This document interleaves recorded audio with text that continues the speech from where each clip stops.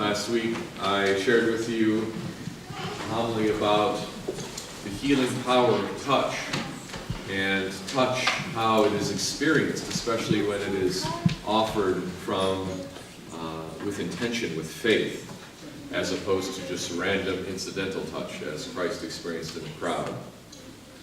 Today's gospel also touches on the subject of touch in a very important way. The word is not mentioned, but it's implicit in all of that. In the parable of the Good Samaritan, the first two, the priest and then the Levite, see the man who has been injured and left for dead, but seeing him, they do not stop to touch him.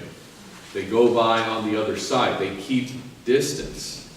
And it's only when the third one, the Samaritan, comes, whom the listeners of this parable would think was the worst one of the three, is the one who actually proves to be neighborly, who stops, who sees, and who goes well out of his way to touch the person, concretely offering physical assistance and aid, to the point of taking him, of course, to the inn and paying for it.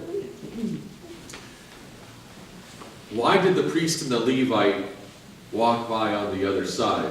Maybe they were just rotten scoundrels, I don't know. But one of the reasons that is often offered is that they were following the law, what they thought was to be holy and righteous. And for them, to touch the dead would have put them into a situation in which they would be considered unclean, and therefore unable to approach the holy things, the holy altar, the holy temple. And so they were doing it out of some sense of piety. However, good for them, but not really, right? They didn't show real compassion or real love for what God's idea of holiness or justice is, because they didn't even bother to see if he was really dead. He was only mostly dead, right? And so they go by on their other side. But they didn't want to touch him. They intentionally withheld touch. Touch would have been the thing that would have verified whether he was alive or dead, right? Touch would have ascertained for them what the real situation was. If you don't know what I mean by that, the next time you go to an Orthodox funeral or to an open casket funeral, touch the person in the casket, and you'll know the difference between the living and the dead. You'll never forget that touch. And it's also, by the way, one of the reasons why, as Orthodox Christians, we kiss the dead.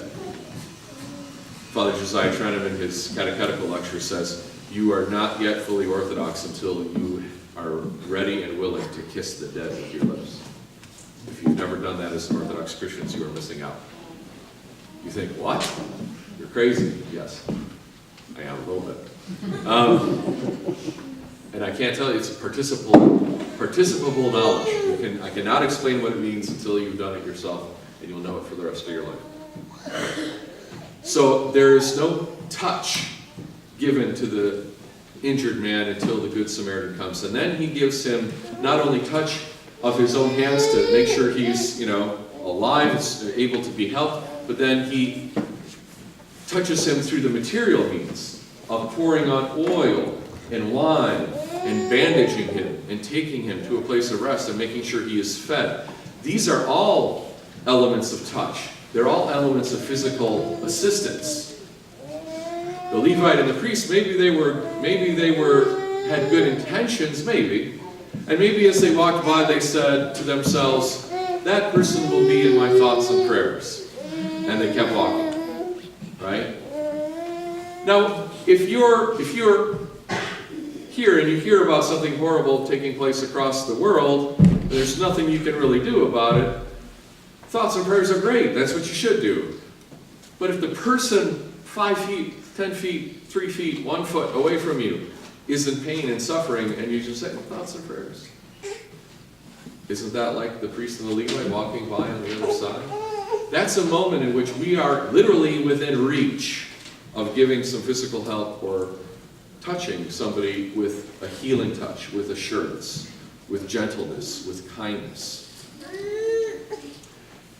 And I think we have as a culture a real problem with this intentional withholding of touch, this fear of intimacy with other human beings.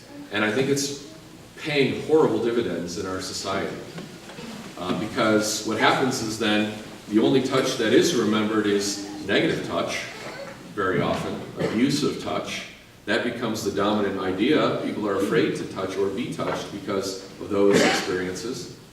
And we also have this thing that we see happening more and more, which is violence, which we ascribe to things we call toxic masculinity, for example. I think that there's definitely something to toxic masculinity, but you have to ask, how does something get toxic? When we take in poisons and the poisons don't get out of us, we call that intoxication, right? We're taking in toxins and they're not getting out of us. How do we get toxins out of our body? Through, physical means, through sweat, through removal. But emotionally, how do we deal with that? How do you find yourself being able to remove unpleasantness in your spiritual life, in your emotional life?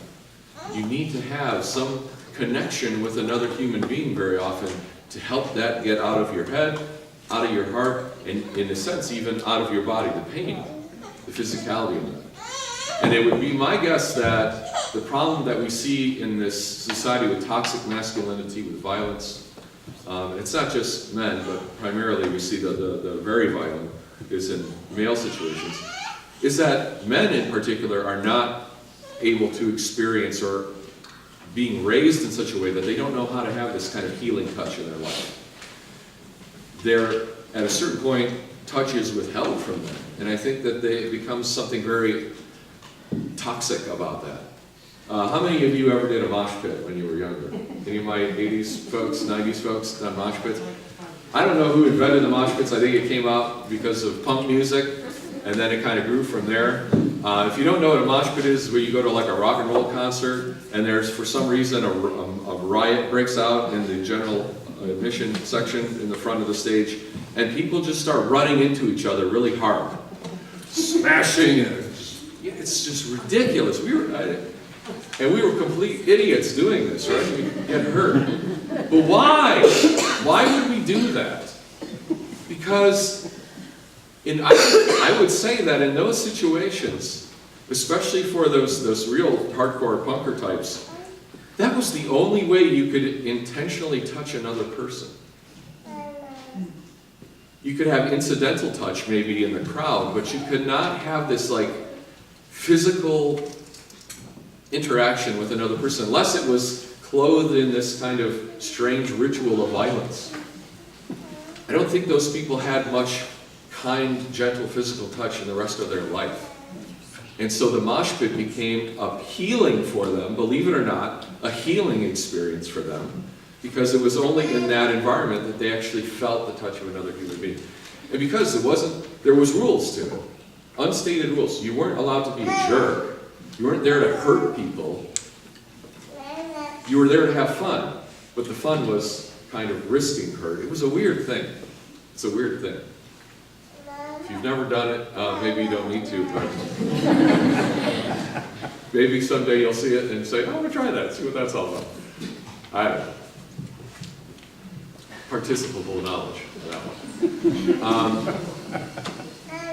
So we have a problem. We don't have the way of having healthy, comforting, nurturing touch, particularly among men. There's a lot of men who don't know how to do that.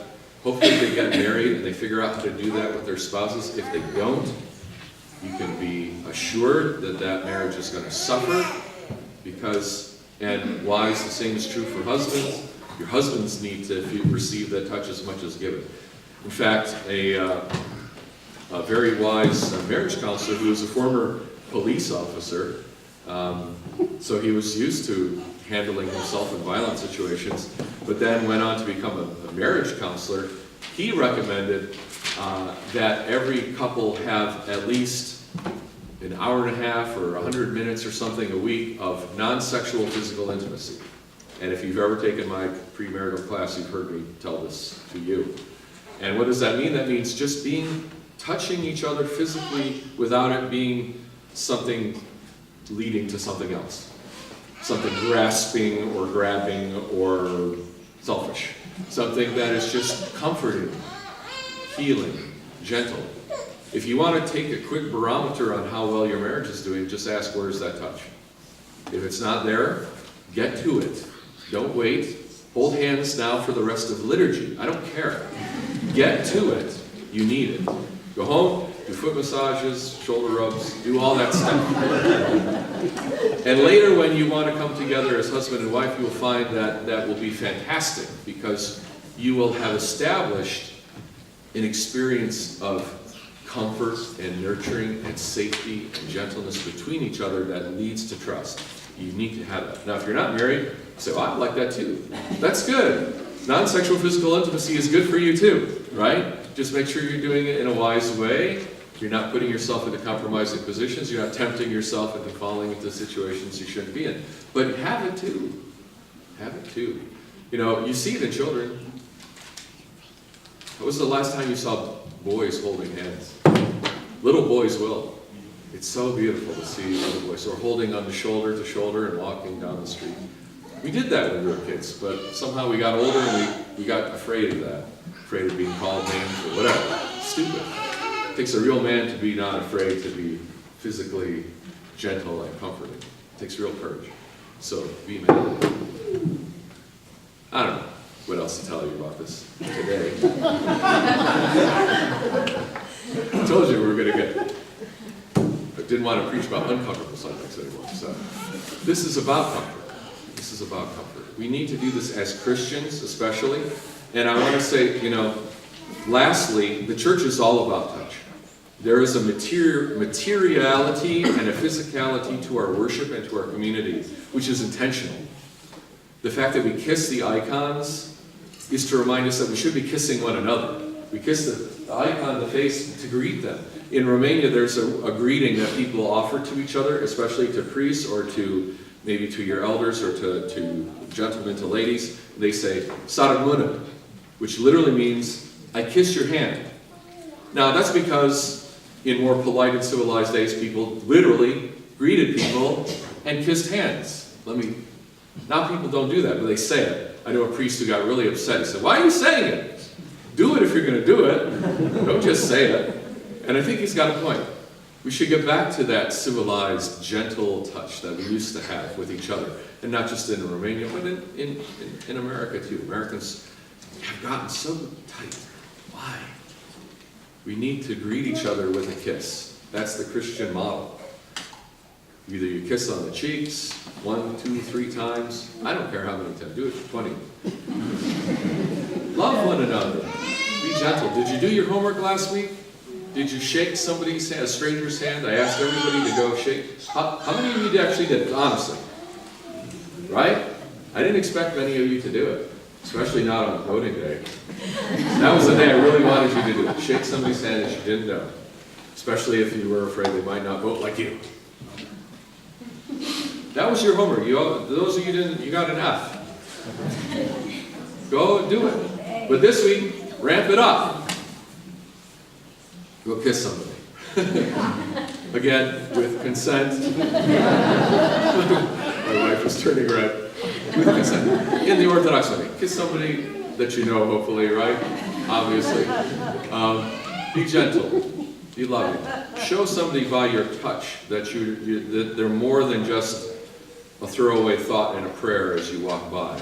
That you're not intentionally holding your distance. That you are willing to see how they're doing. If they are really alive or hanging on at mostly dead.